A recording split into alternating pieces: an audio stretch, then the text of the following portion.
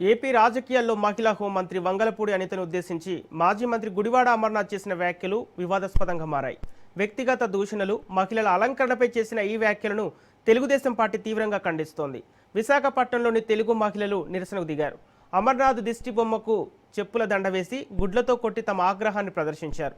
ఒక మహిళా మంత్రిని లక్ష్యంగా చేసుకుని సభ్యత సంస్కారం లేని వ్యాఖ్యలు చేయటం వైసీపీ దివాలాకోరు రాజకీయాలకు నిదర్శనమని మండిపడ్డారు. అనితను ఉద్దేశించి చేసిన ఈ వ్యాఖ్యలు వెంటనే వెనక్కి తీసుకోవాలని, ఆమెకు బేషరతుగా క్షమాపణ చెప్పాలని తెలుగు మహిళలు డిమాండ్ చేశారు.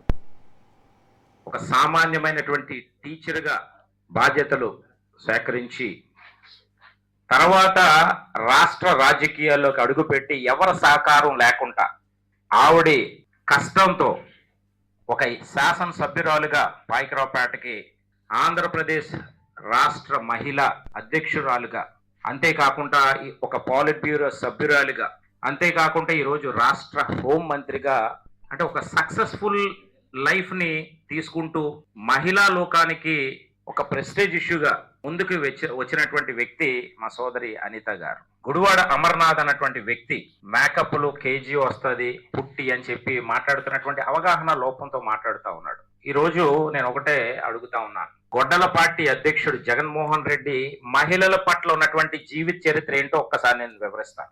జైల్లో ఉన్నప్పుడు చెల్లిని ఏ విధంగా రాజకీయ స్వలోభాల కోసం ఆవిడ్ని వాడినటువంటి పరిస్థితి మనం చూసాం. కనీసం ఎమ్మెల్యే సీటు కూడా ఇవ్వకుండా పక్కన పెట్టినటువంటి పరిస్థితి మనం చూసాం. తల్లి పార్టీ మరి అధ్యక్షురాలుగా, గౌరవ అధ్యక్షురాలుగా, వైఎస్ఆర్సీపీ పార్టీకి అధ్యక్షురాలుగా విజయమ్మ గారిని ఏ విధంగా వాడుకొని తర్వాత ప్రజల ముందు, కార్యకర్తల ముందు నమస్కారం పెట్టించి పక్కకి నెట్టేసినటువంటి వ్యక్తి. అంటే నీ ఇంట్లో తల్లిని చెల్లిని ఏ విధమైనటువంటి గౌరవించావు అనేది రాష్ట్ర ప్రజలందరూ చూశారు. జగన్మోహన్ రెడ్డి ఒక సామాన్య